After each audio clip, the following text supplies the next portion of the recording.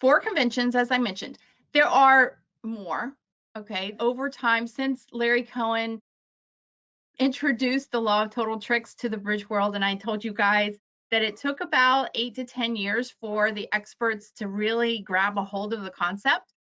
As those experts were trying to figure out if they wanted to, base their whole competitive auction on the law of total tricks, Larry was busy making up conventions and with the help of some other experts.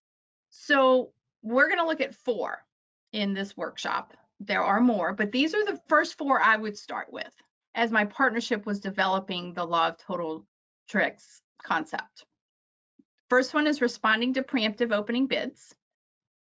That's going to be where partner opens a preempt. The 2-level, the 3-level, in theory, the 4-level, but we'll be focusing on 2-level and 3-level openers.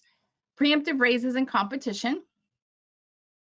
Responding to Jacobi transfers. That one's a fun one. And support doubles. So we're going to zip through these, and I'm just introducing you to the tip of the iceberg.